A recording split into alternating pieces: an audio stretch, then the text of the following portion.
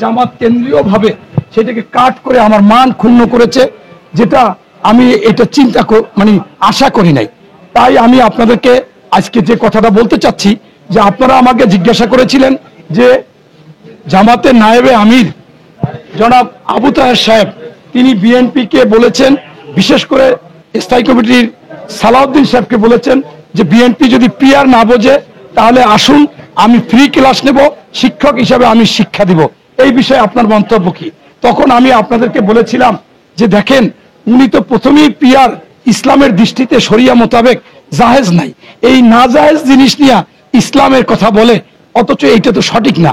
আর আপনি যদি বলেন আমাদের বিএনপির স্থায়ী কমিটির মেম্বার বা অন্যদেরকে ক্লাস নিবে, শিক্ষা দিবে, তাহলে আমি বলবো চামচিকাও একটা পাখি, ইগলও একটা পাখি। আবার অন্য একজন শিক্ষক আর উনিও একজন শিক্ষক। কেন বলতেছি?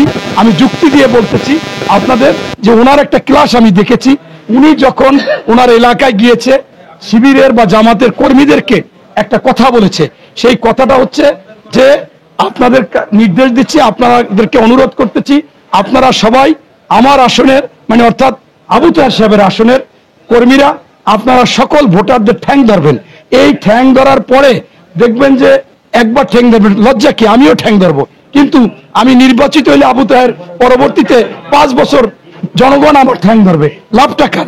এই কথাটাকে আমি ওই আবু তাহের নাম প্রথম বলে মাঝখানে না বলার কারণে তারা 8 সেকেন্ডের আমি এমন ভাবে করেছে যে আমি বলছি আমার আসনের লোকরে যে তোমরা ঠ্যাং ধরবা একবার, আর 5 বছর আমি নির্বাচিত হলে আমার ঠ্যাং ধরবে, নাউজুবিল্লাহ। এই কথা আমি বলিনি, কিন্তু ওনরা সেইটা কাট করে বলেছে।